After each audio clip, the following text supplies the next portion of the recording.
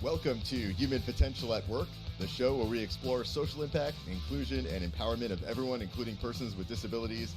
Get ready to be inspired, hear success stories, and learn tips and principles for bringing out the best in everyone.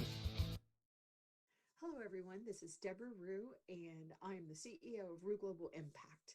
Today on Human Potential at Work, I'm going to bring back a guest I've had on many times because I just love his brain, Doug Foresta. And Doug is the producer of the show as well. And he also is a licensed counselor and a professor on mental health topics. And today we are going to discuss the technology and how it is so amazing and an equalizer, and it brings so much joy and benefit to our life, and yet it also is making us really sick. And we've talked about this a little bit on the show in different episodes, but as we learn more and more and more about technology and screens and how it interferes with our mental health, I just think it's a really important and ongoing conversation we should have. So, Doug, welcome back to the program. Thank you, Deborah. It's always great to be here. And yes, I mean, we certainly have talked about this, but my gosh, first of all, technology is always changing. And I mean, we could do 100 episodes on this topic. Truly, it's probably the biggest challenge of our lifetime. And you know what? Even yesterday, I posted on social media about this. And don't you hate reading something and you know it's like, oh, you shouldn't be doing that, and you're doing it. Yep. So it's like, oh, there I am, and oh, my daughter's doing it. I see myself in it. But what they were talking about is on average, and most people are much higher than this. On average, most people are looking at their screens at least 8 hours a day. And most people, yeah, they go to work and they use their screen and devices the whole time. And we stare at the screen because, of course, that's where everything's happening. Right. And then you come home and then you stare at another screen, television, or, and so we're staring at screens all day long. And as human beings, our eyes were not, that is not how our eyes were created. We weren't created to stare. That's just not, human beings are always having to look around, where's that dinosaur and things like that. We just are not made, our eyes are not made to just stare at one thing for long periods of time. So what they're finding is that most teenagers now have vision problems. Most of them, they're having for nearsightedness, farsightedness, like never before have we seen vision problems and vision loss in, the younger generations. We've never seen this, and they've tied it directly to us using our eyes in ways that maybe our eyes were not intended.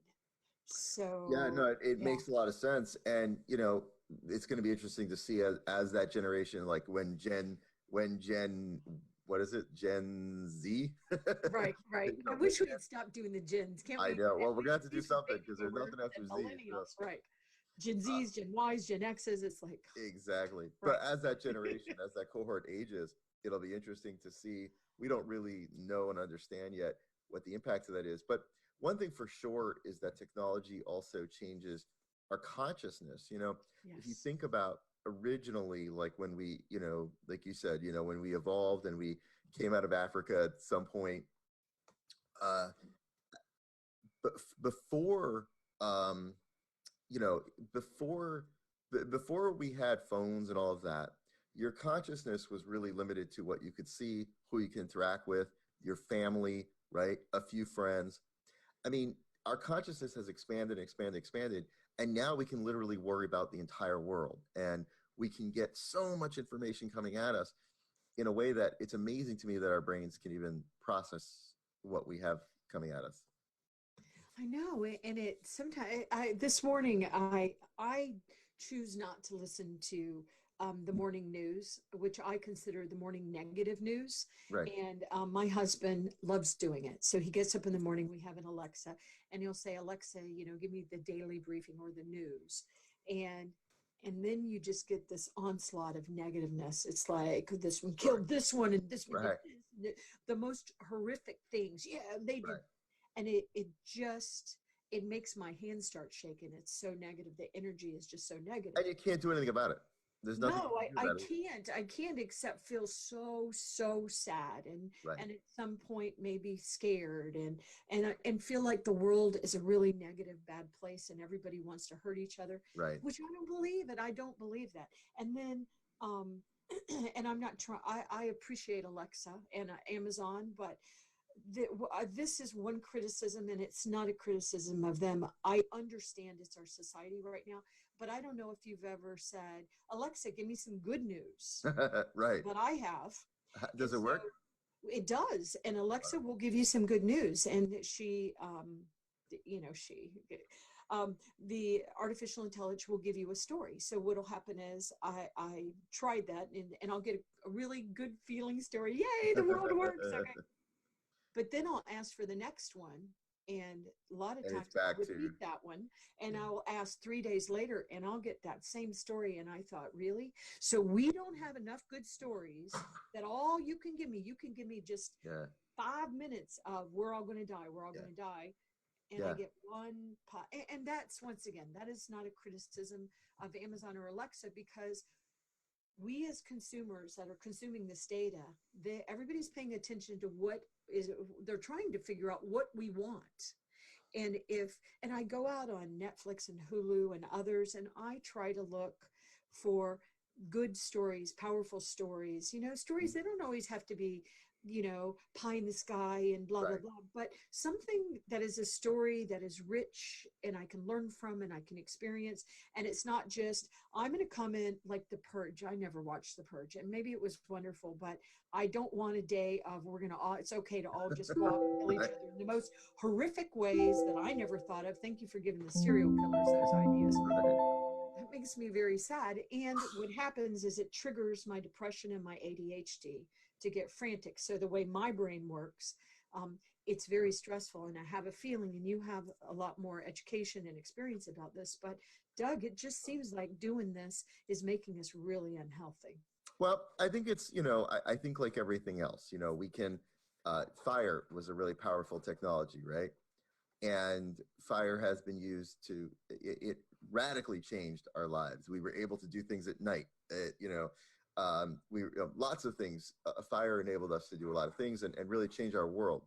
At the same time, I mean, how many people have died in fires, right? How many, how many fires have there been? There's arsonists. So every technology is a double-edged sword. I mean, I think that's the piece about it, is we have to try to use the technology and not allow ourselves to be used by it. I mean, we're shaped by it. I will just say something about the negative piece, that we also know that our brains have a negativity bias, and that also has an evolutionary purpose, which is, historically, we are the descendants of people who were more negative, because, when you heard a rustling in the bushes, the person who said, "Oh my gosh, it's probably my friend Joe," right? And our descendants were the ones who go, "Oh my God, it's probably a saber-toothed tiger. We need to run immediately." And Uh-oh, there most goes of the time, Deborah. and guess what? When you were, most of the time, it was a saber-toothed tiger. It wasn't your friend Joe. Right. As we have developed a civilization, right? As we have, and truly, this is we are now living in the safest, most peaceful time in human history. I mean, there's still, believe me, that doesn't mean a lot. The bar has been very low, but Yeah. it really is. I mean, this is the best time to be alive that there has ever been to be alive in in probably every respect.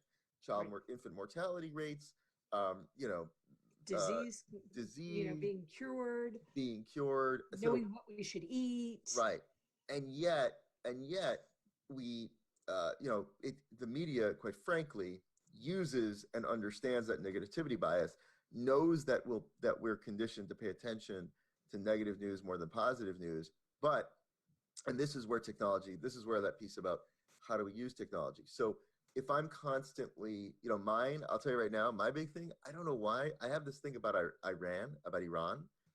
Like whenever I see this news about Iran, I get very anxious, which is weird because I have no history with Iran, or, but they always talk about they're getting the bomb. I think it's something about the idea of them, going to war in the Middle East, and the fear of going to war. And I have a son who's 14, and I don't want us getting into another war. So that one really grabs me. Like anything to do with that really grabs me. But Right, right. what I need to, like you said, give me positive news. We can use Let's technology. balance it. Can't we balance it? We can Give balance us it the out. negative, Right. but now that's not happening, Doug. I mean, even with Iran, now I have not this morning looked, but Yeah. there was two tankers that were attacked in Oman, Yes. in the Sea of Oman, Yes. and I've been to that amazing country, and immediately we blamed our government, the United States government, blamed Iran. Now, Right. maybe it was Iran, I don't know, but I think that frightens me that we're always jumping to conclusions before we know. Correct. Um, and and I understand that's how the world works. I mean, I really am. I understand and about how it works, but it really is scary. But and how we're delivering all the news, and you have to talk about fake news Mhm. as you talk about all this too, Well, because that's going to be another thing that the deep fake videos. Have you heard about deep fake? I have. So this is and deep fake, and there's also technology now in play to be able to type to have an AI that learns your voice, and then I can type anything I want, and it will in Deborah's voice say, Yep. I Deborah Rue, hate everyone. I mean, Right. and Right. it'll sound just like you, and that's going to have a really profound impact because right now we tend to believe what we can see and hear, Right. and there's a reason why the Department of Defense is getting involved in deepfake because it's a really big issue. I mean, imagine, the TV comes on and the president of the United States is telling everyone, go to a shelter and run out of your house. But meanwhile, it's not the president, right? But Right. it looks just like the president. And it sounds just like the president. And even if that doesn't happen, the fact that we know that it could happen Is stressful. will lead us to that's going to be one of the big issues of our time, I think, is this idea of can we trust what we see and hear?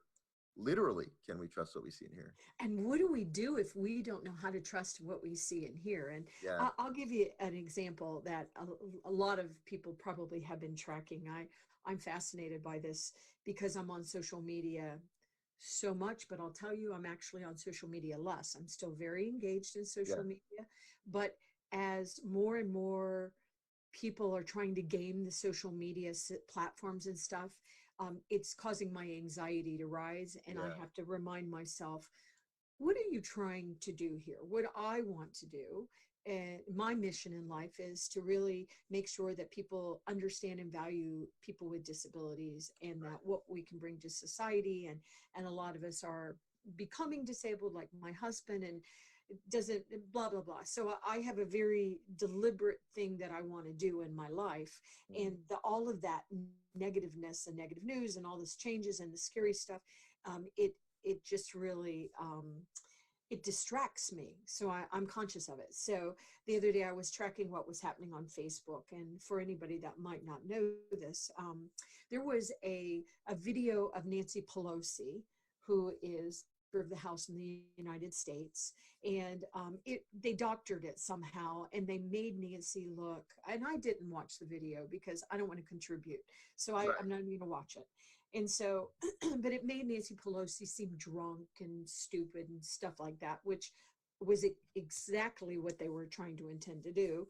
And then there was a lot of pressure put on Facebook, and they said and the media and people were saying, Facebook, you need to pull that video down. And Right. Facebook is in this really weird position of, is it, we really care about freedom of speech and blah blah blah, but is this freedom of speech because they're doctoring and making Nancy look bad? So think about all of different moving parts that would go with that. Should you pull it down? Who it's, oh, you care more about the Democrats or the Republicans, or Republicans or Democrats, speaking from US lens, or Yeah. take your pick of how you're going to fight about this. So what Facebook said, what the representative Facebook said, was that we're going to leave it up, but we're going to actually downplay it, which all of these social media, they all can do this with their APIs. They can take your post and they can actually downplay it so that not as many people Right. see it. They can They have the throttle. Yeah, ability they to do can that. throttle it. They can Exactly. throttle it, they can ban it, shadow ban it, they Yeah. can pull it down. Yeah. And then they said, what we're going to do is we're going to surround it with ads. We're going to put ads in there about fake news and make sure you know your source and things like that. We're going to surround Yeah. it by that. And then the representative said, you know what, if somebody doctored a video like this with Mark Zuckerberg, our CEO, we would do the same thing. So And what do you somebody think? did it. What do you think happened? So this poor man is trying to explain why Yeah. Facebook's trying to be responsible. He gives an example and a troll hears it. It's like, Yeah, like hold my great beer. idea. Exactly. Thank you.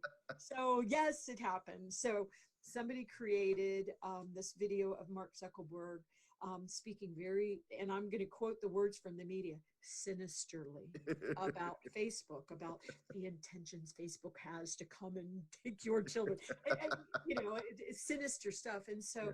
everybody's sitting back and saying, okay, Facebook, so what you going to do? Are you going to pull it down like you wouldn't with Nancy Pelosi's fake video? They're Are you really struggling, aren't they? up? They're really struggling And with you, it. right. And this isn't the first time we've Yeah. seen this. Yeah. So my heart actually goes out to, Yeah. not to mention that as we're talking a lot about the bad of technology, but you know, now we have this swatting, which we've had for a few years, and people have died where they published all of the social media executives, their addresses, their phone numbers, their family members' names, and then people will call you know, the police department and say that, you know, there is a hostage situation going on and somebody is holding somebody hostage and somebody we think of has already been killed. So of course the police are going to respond in a certain way to that kind of call. Right. And they go to the house. The people in the house don't know, of course, that Yeah. anything's going on, and sometimes people die. So Absolutely.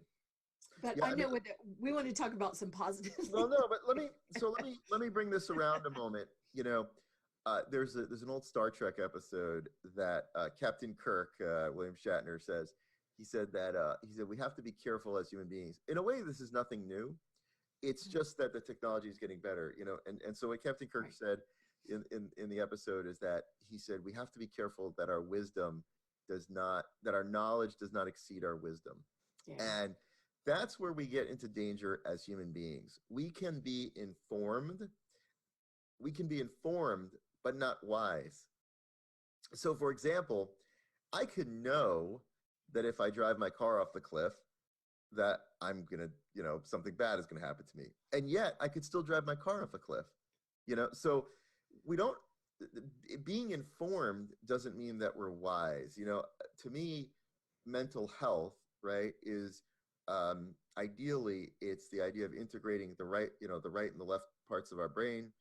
It's integrating the different, you know, the frontal cortex and the more primitive systems. It's integrating the different parts of ourselves, integrating our reason with passion, integrating, you know, finding balance, you know, and wisdom is about that. It's about that balance. And Right. when we get caught up in all this in the internet and go down a social media rabbit hole, we lose that balance and we lose our wisdom. Does that make sense? It does. It does. And I think that there are steps that we can take. In first place, the work that we both do with this show, Human Potential at Work, and also, Doug, you have your own show, Yep, Mind Talk, yep. which I highly recommend people Thank listening to because it's a very powerful show. And it is all about our brain and the way we think and our mental health and all of that. But I think that there's things that we can do. We try to, we try to balance it out by giving some good news and some light and some different perspectives and helping us all look at it. And I remember, just for an example, when I went to the Kingdom of Saudi Arabia, I was nervous to go to the Kingdom of Saudi Arabia as a woman that was Sure. born in the United States, and that I had my own perceptions of, Saudi Arabia and women, how women were treated and things like that. I had a lot of opinions about it. And I remember when I was invited, I was a little bit hesitant because of, just the stuff that I thought I knew. And then I went over there and the people were amazing. And they were just like any other people. They care about their Right. family. They love their children. They want to make a difference. And we actually sat and talked. I talked with men and women alone, and I had a lot of really rich conversations. And they said, the people of the Kingdom of Saudi Arabia, just for example, they really they like the United States. We like the United States. They said it's the media that's always trying to pit our countries against each other. And I'm not saying there's not real problems No, with that's a both hundred of those percent. countries. I believe that 100%. Governments are like the mafia. People, Yeah. if it wasn't for governments, we'd all be fine. Right. And you know what? And I would say it is the leaders of the Right. governments, True. right? It is. Because I also know so many people that are working in the government Right. system, Not government employees. amazing Right. Right. people. Absolutely. So I agree we with got that. to really be careful who we're electing, which Yeah. is why I was really glad in the United States with our recent mid-year elections that we put in so many diverse candidates. Yeah. And why do I care about that? Because I believe, and we talk about this all the time on the show, that we all come from different perspectives and different backgrounds and different experiences. So when you Definitely. bring people in with different religious perspectives, different, they love different people than you. You know, they, they've had different life experiences than you do. There is value in our diversity. So, but Doug, this really, all of this stuff is having major impact on our mental health. And Yeah. the suicide rates, and I know your wife was just recently had done a paper about that, but the suicide rates in children as 9 years old and Yeah. up, and of course my generation, there we're seeing suicides like Sure. never before in my generation and beyond. But I was wondering if you would like to talk about that a little bit. Yeah, I mean, yeah. I mean, suicide rate. We're seeing for the first time in a long time in the United States. We're seeing our life expectancy, overall life expectancy, go down, and a lot of the reason for that is because of suicide and overdoses in young people. So obviously, when people are dying in their 20s and even teens, that brings the total mortality rate. It brings the life expectancy down. And obviously, suicide is the number one cause of death, in the leading cause of death, and I think it's people at 15 to 24 in the United States. I know, and That's sad. Yeah. and we have 9-year-olds, Right. nine Right. to I mean, that's 13-year-olds. mind-boggling to me. I That's mean, so how much sad. of that is due to technology? Hard to say, but whatever the cause, I mean, I do think that the other piece I want to say is I sort of want to give a good word for technology, which is there are apps like Calm, and there are mood tracker apps, and there are things. I actually don't think that in the mental health system we are yet taking as much advantage yet of. I used to work for a company that's now called Talkspace, and they do online therapy for people who really couldn't access therapy. I mean, there are good things happening with technology, and I do actually believe that technology can be part of the solution. I It agree. can be part of the solution. I agree. Like I said, it's really about how we use the technology. I mean, it is baffling to me about the suicide rates, and why young people would would be doing that. I mean, it is I unbelievable. think But they're always afraid though, Doug. It's yeah, like if I have to, I remember I'm 60 and I remember going to elementary school. Remember all through school that and things that I worried about. Yeah, I never worried ever considered that one of my classmates would bring a gun into the school and kill everybody. right. Well, it is funny because it is weird because I think it's the perception. Trauma is always about perception.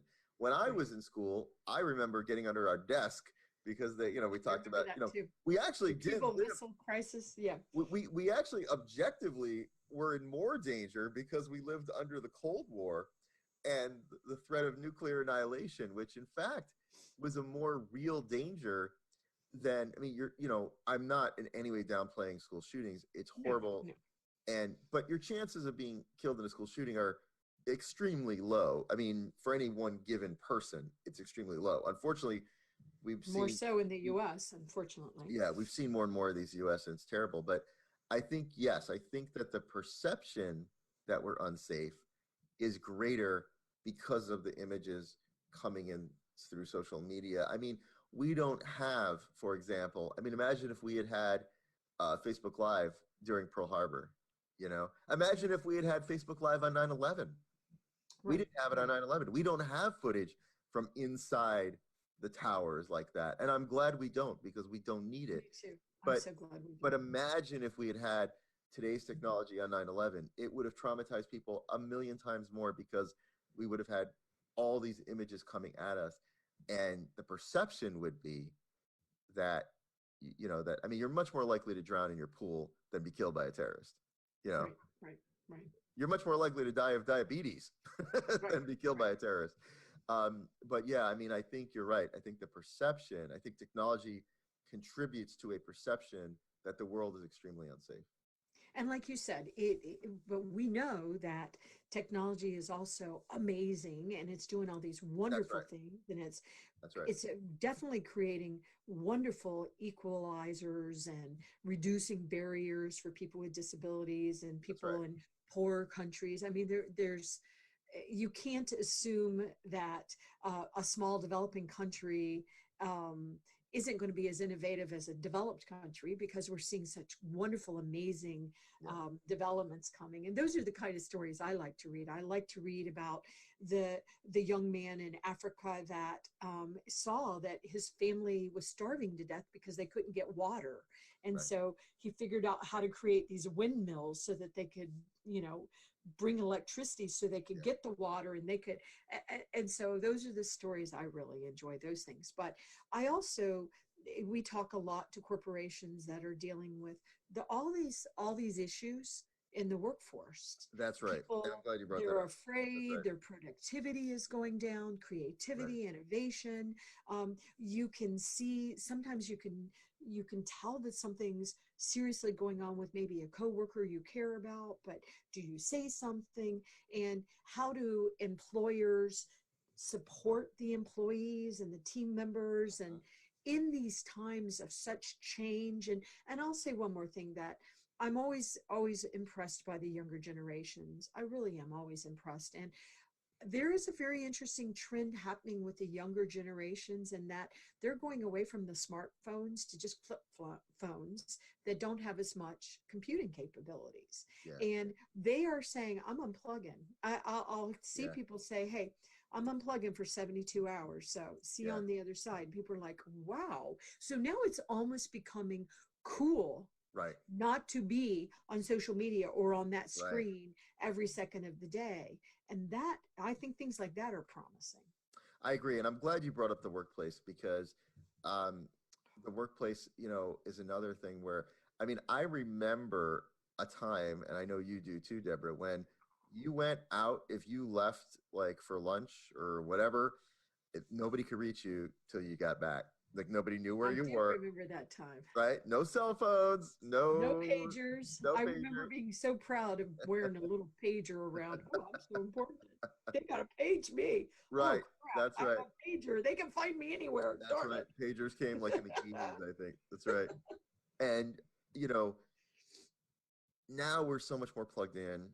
It's Yeah. very hard. It really blurs the line between work and non-work and plugging in and being unplugged, and the constant, we didn't, I mean, we didn't read emails, right? There were no emails. There was no, I mean, all of this stuff that we need to take in, and Skyping, WhatsApping. Oh my gosh, right, there's so many different global, platforms now. right. So it allows us to be, technology allows us to be more productive, but it also can contribute to stress and anxiety and depression and all those other things. So I agree with you. I think that companies, it's really important now for companies more than ever to think about how they can support employees. And I do think, actually, again, I think technology can be part of that solution. I think, I agree. there are apps there, again, there are apps for basically like therapy on demand or counseling on demand. There are wellness apps. I used an app a couple of years ago that helped me lose weight. There's lots of health and wellness and mental health apps out there, and I think that can all be part of the solution as well. Even if I agree. I so, agree. it's interesting because technology is both a contributor to and an alleviator of mental health issues. Yeah, and I think I've mentioned this on air before. I didn't know this. Once again, as a person that battles with depression, I I sometimes find when I'm really engrossed in my work, that ADHD part, I'm very hyper focused, that I'll forget to do things like drink enough water, breathe, Right. breathe deeply, because a lot of us will shallow breathe. I actually have apps now that remind me to drink water. They'll come up and they'll say, don't you think you just take a quick break and go get a glass of water? And so I have a goal that I meet every day. And there are days when it's 9 o'clock at night and I'm drinking 4 glasses of water to meet my goal. That's not the way you're supposed to do it. I highly recommend people not to follow that lead. But I also have an app that reminds me to breathe. That's great. Stop, take 3 deep cleansing breaths. And it's amazing how when we focus on our breath, we know this with mindfulness. Yeah. And I did not realize, and I actually, a little thought came into my mind one day saying, I wonder if dehydration could make my depression worse. I was just curious because I know eating too Yeah. much sugar definitely impacts me. Mhm. I come from a family of, diabetes killed my mother, diabetes killed my grandfather. I come from a long line of diabetics, and thank goodness I am not diabetic, but I'm always very conscious of it because we have such a strong family history of it. And we have a tendency to be overweight and eat wrong and carry our weight in our bellies and blah, blah, blah, the stuff. And so I was just curious if that were true. And I looked it up and they said, absolutely. Being dehydrated causes all kind of problems, Yeah. including it really impacts our brains and our Oh mental yes. health. Oh yeah. So who Absolutely. knew this? I Yeah. didn't know that. I didn't Yeah. know that, Doug. I didn't know, oh, I need to be more conscious of drinking my water. And Yeah. when I go to conferences, I was just blessed to be at the United Nations That's right. Convention on State Parties, which is such an amazing place. You have people that are individuals with disabilities or care about people with disabilities from all over the world coming together and saying, what can we learn from each other? How can we improve this? What can we do? It's beautiful, the energy of COSP. And just being at the United Nations, just, I don't Yeah. know, it That must just be makes amazing. me happy Yeah. because the United Nations, I get they're flawed like everybody else, but Right. these are humanitarians that just everybody Yeah. pretty much From is the involved with entire the UN, world. wants the world Yeah. to be a better place. And Yeah. maybe that's not fair to say. I'll rip off my rose colored glasses, but I think it is. I think that there's some truth to that, or at least Yeah. that's what I believe. But but when I'm at those conferences, it's wonderful but intense. Doug, you just went to one. You do that too, and I did not go to anything near the United Nations though. yeah, well, but it Yeah. all of the stuff that we do is so important, and so it's like, but while you're there, you're getting up 2 or 3 hours earlier than usual. Yes, You're definitely. rushing around, you're dragging your stuff with you all day, you're talking and interacting with people all day long. You barely have time to go to the restroom, you're not drinking any water, you're probably not eating right. And at the end of the day, I'm so frazzled, and so I'm trying really hard to stop those behaviors and say, all right, you need to go get some water. And I don't care where you get it from, but and so, but all of this in our fast paced life, all of these things do impact our mental health. And of course, then rolls right into the workforce, right? Right. So wouldn't it be lovely if and I want to say one other thing, then I promise I'll stop for a second, Doug. But Yeah. another thing I want to brag about the UN, but I'm also going to brag about Canada and Kenya. All three those two countries and a very large entity, the United Nations, have all committed to ending the plastic when it comes to the individual plastic. So, an individual Right. water bottle, individual servings, because Yeah. we are killing our planet and ourselves and our animals with all this plastic. It is a really crisis project. It's really, really crisis problem, not project. And so the United Nations has committed to getting rid of all individual sized plastics. And so when you go there to buy your water, you don't get a bottle of water. Well, you do get a bottle of water, but it's a carton. It is a carton of water, almost like a milk carton. Oh And wow. so it reminds me of a milk carton bottle. Now, they still have the fruit juices and, you know, the Perrier waters and stuff like that. Well, Perrier's in glass, but they still have plastic bottles of other things in there. But they've made a commitment they're going to get rid of all of it. And then, as this is happening, Canada's doing it. They've banned it. They just announced it a few days ago, and Kenya has done it.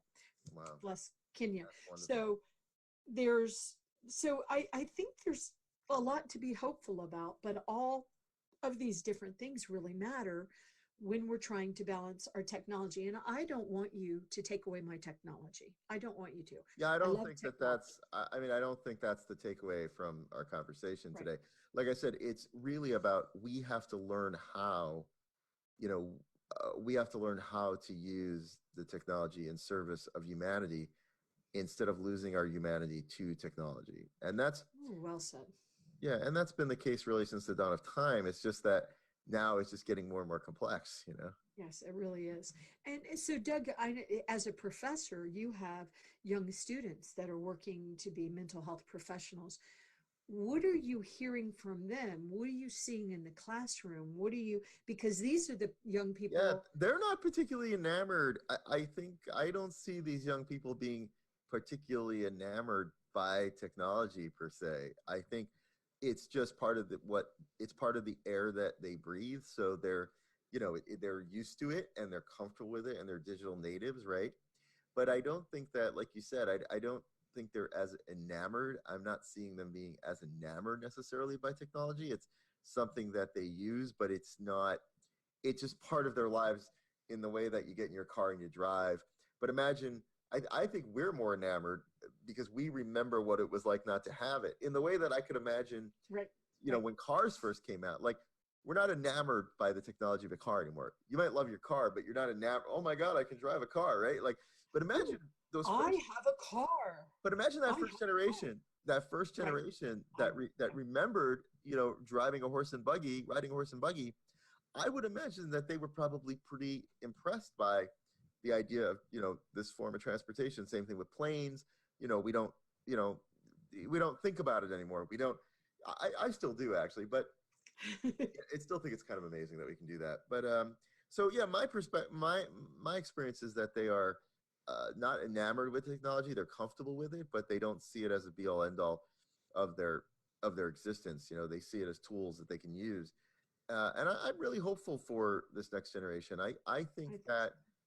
you know, I do. I absolutely believe, as we said, you know, we know that social media and technology is exacerbating our stress, and the way that we're using it in some ways is really exacerbating our stress. But I don't think the answer is to retreat. I don't think it's Right. possible. You I know, know. I there's don't know. really no, you know, was it Pandora's box? You know, Yeah. you can't close Definitely the been box. thrown wide I open. mean, there's a wonderful line in or a wonderful scene in Galileo by Bertolt Brecht. It's a play by Brecht, by the playwright, German playwright Brecht, and in it, you know, Galileo talks about, you know, the idea, talking about how the earth, you know, the earth actually revolves around the sun and the sun doesn't really revolve around the earth. That was a fundamental shift that was just revolutionary. You know, people couldn't accept that because no, you know, the sun revolves around the earth. The earth is, you know, the center of the universe.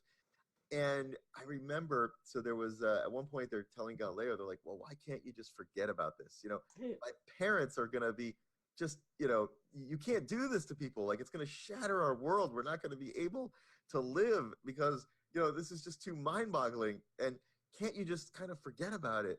And Galileo says, you know, I can't. We can't do that. You can't unknow something. Right. But we You can't cannot undo. undo the technology. We can't. We have to find a way forward. And like I said, I think we have to find a way forward, being mindful that we still have the brains and bodies that we evolved to have from the experiences that we evolved to have. And we have to commit, I think, to being wise and being Yes. balanced. Yes, I agree. And you know, I think I've mentioned this on the program before, but there's something called forest bathing. It's very popular in Oh, Japan, interesting. and yeah, and it's very popular in Japan and other countries, some of the Norwegian countries too, Yeah. which they're such clever people. And what it is it's really encouraging people to go out to nature and just bathe in the glory of nature. And so when you say bathe, I'm not saying rip off all your clothes. Yeah, I was. That's what I was thinking when you I said. mean, go and do that if you want, but follow the rules. But just going outside and Yeah, being surrounded in nature, and right, there are people that never do that. right. Now, I live in a really wild place in Virginia. And as a matter of fact, when I was at the UN this week, my neighbor texted me and said, oh my goodness, a bear just ran through my front yard. And my dog, her little tiny dog, went after it. And she said, I wasn't worried about the bear, but I was so scared for my dog. Yeah. But the bear was really afraid of her dog too. And the bear tore her off, but she was screaming so loud at her dog. Anyway, so that's what we deal with where I live. There's a bear in the Yeah, we woods. don't have too Um, much of that here where I right. live. Yeah. I was driving in my driveway the other day with my husband and Sarah, and um, all of a sudden, a little tiny fawn ran in front of the car. And so I Oh, stopped because if you got one, you're usually going to have them.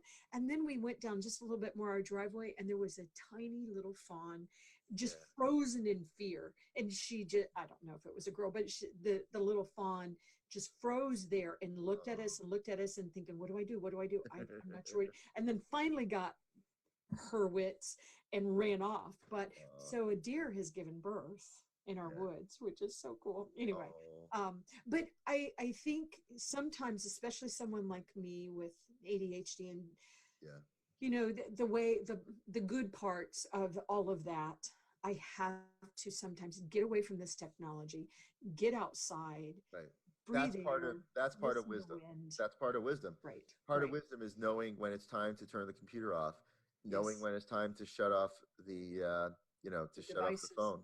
Yeah, Yeah, don't take right. I remember, Doug, I'm going to say this and I'll turn it back over to you. But I remember a commercial years ago, it must have been in the early 2000s, maybe, where there was this commercial where it was a laptop commercial. And they said, take your laptop with you when you're traveling. And they Yeah. showed somebody hiking in the mountains and they have their Oh, laptop, and somebody by the sea. And I remember thinking, I don't want to take my I know. laptop I when I'm know. in the mountains and I'm on the ocean. I don't Right. want my laptop.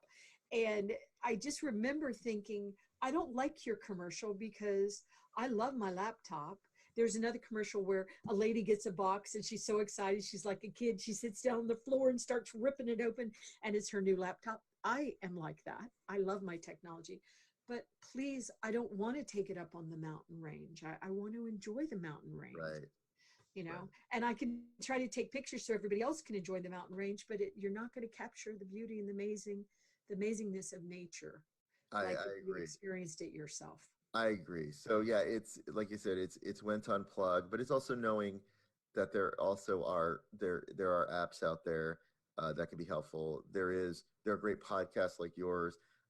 There are there's so much amazing content and stuff that we can feed our minds. Yes. Um, you know, so we have to be able to we have to be aware of the impact technology has on us, and then be aware of how we can use it, and ultimately, like you said, also be aware that as human beings, at least at this time in history, I mean, there may be a day when we can't unplug. I mean, we may get to that point where there's something in our brains, and we modify ourselves, and that's a whole other Right. Or that's a we whole other modify one. our brains and our eyes and our, yeah, yeah. Right. And there's positives to that too, because You're we, right. we may be able to restore vision, Right. to people, or, cochlear implants, for example, can, Right. to some degree, give people hearing, and that's a whole other issue. But I know, but it's tech for good. I mean, technology, it is a really beautiful thing. Some of my best friends, I mean, I cannot believe it, Doug. You were one of my closest friends, my confidant, my mentor, and we have never met physically in person. I It's know, sometimes that so surprises my brain I know. because you're one of my best friends. Right. And So technology has enabled our friendship. which has meant Right. so much to me. I So, know. So right, it's a right, beautiful technology is right. also beautiful and wonderful and an Yeah, equalizer, especially for people with disabilities, especially people with severe yeah. disability. Maybe I think for me, I'll leave you with this, and I'll leave people with this. You know, again, I don't think that these dilemmas are actually new. I think No. the technologies are new, but I think the dilemmas are not. I think about the story of Icarus, you know, and he got wings, and you know, he said these are great wings, and they said, okay, I'm going to fly. And he said, okay, but don't fly too high to the sun, you know, right? And of course, he did, Right. and and and we are all Icarus, you know, we all with these technologies, you know, we got these new wings and we can fly, and that's great. But we have to What be could go wrong? careful. Oh, But we have to be careful that we don't burn ourselves up like yes. Icarus. We have to, you know, that we have to try to take the middle road. I don't mean not to be innovative or on the cutting edge, but I mean the middle road of that wise mind of connecting, balancing our mind and seeking balance in our lives so that we can be around for a long time to Right. use technology for good and to allow us to use technology and not be used by it.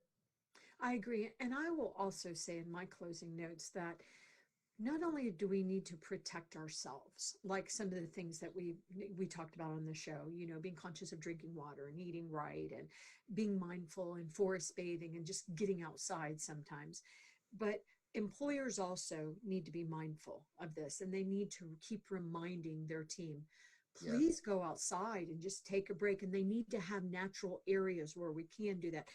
I remember when the Googles and the big Amazons and stuff of the world created these big fun campuses and they had all these things to do.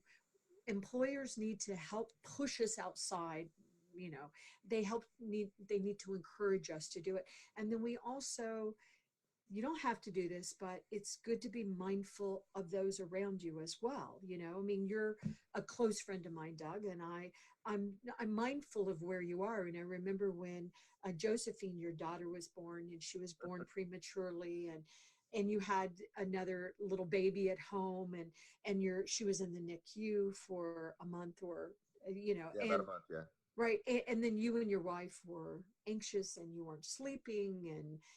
And I was really worried about you as your friend. Thank you. And so I was trying to be there for you and listen to you and pay attention to what was going on in your life. And I remember there was this little tiny mistake that was made and you're like, oh no, it's, you know, it's not Couldn't that have been me. right.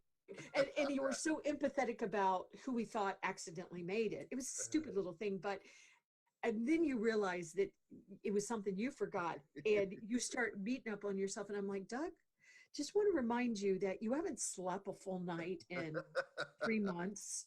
And it's funny how sometimes we can be so mean to ourselves. Yeah, yeah, I just want to absolutely. remind people to be empathetic to those around you as well, Yeah, because we all have to help each other. And technology is not going away, and we don't want it to go away. But let's use technology to help us all be more mentally healthy, and and to support how beautiful the world is, because there's a lot more beauty. Don't you agree, Doug? I believe there's more beauty than I darkness. believe that. Yes. Yeah. So, we'll continue to have these conversations and bring you tips and stuff. And once again, I highly recommend listening to Doug's program, Mind Talk. Thank you so It's much. very innovative. His guests are wonderful. And I think we're all figuring this out together. So why not help each other, learn the way? And maybe we could be a little bit kinder to each other. I will say this, there was a video, I posted it. I'm a few days behind. Others have been talking about it for a while, but there's a video that I just posted. It touched me so much. And there was a young man with autism that was waiting to do a ride in Universal Studios, and the ride had broken down, but then they got it going again. So there's this long line. He's waiting in line patiently and with such anticipation. And pretty much right before it was almost his turn to get up, the ride broke down. And Uh, so they closed the ride for the day. And this little boy, he just lost it. He just fell on the ground. He fell out, had a total fit, which, by the way, there was probably so many other people in that line that wanted to do the same thing. exactly. And I want to go Yes. on that ride. Yes. And it seems so stupid, but it's not. he had waited, he had traveled, That's and right. so one of the employees, the Universal Studio employees, she came over to try to comfort him. He was hysterical, and she just lied down beside him on the ground, right Oh, flat out beside him. And she's like, "Let it out, honey. Let it cry. Are you good? Are you feeling better?" And the crowd was coming around him, oh, and she was saying, "Just please keep walking," because people were like stopping and not knowing what to do. And the young lady just said, "Keep walking, keep walking." And I just thought that was so kind. It yeah, was so kind that she understood at the moment his world was shattered because he's not going to get to go on this ride. And people can say, "Oh, that's so stupid. Behave." Whatever. well, yeah, I would hope that people wouldn't say He that. probably was experiencing what so many other people were. And it's a stupid thing. It's just a ride. No, it's not. No, it's not. It was something that was very important to him. But this woman, this young woman, just showed such compassion. Yeah, And so Universal Studios must have, they admitted that they've done a lot of training and stuff. But I also don't in any way want to take away the compassion and the kindness of this woman that was like, yeah, boom, I'm on the ground. You go for it. You cry as much as you need to. I wish people would treat me that way sometimes. I know, Let it out. Let I it out. know. So I think being kind to each other, it has got to be more than just a slogan. We have to be nicer to each other in these times of extremes. So, Doug, thank you so Amen. much for being on the show. And I think Thank you, Deborah. everybody that watches and listens to the show, and if you have any suggestions for topics or that you want us to cover or speakers that you want me to bring in, let us know. But we appreciate everybody that's part of this because together I think we're all making the world a better place. So thank you, Doug, and thank you, everyone. Thanks, everyone.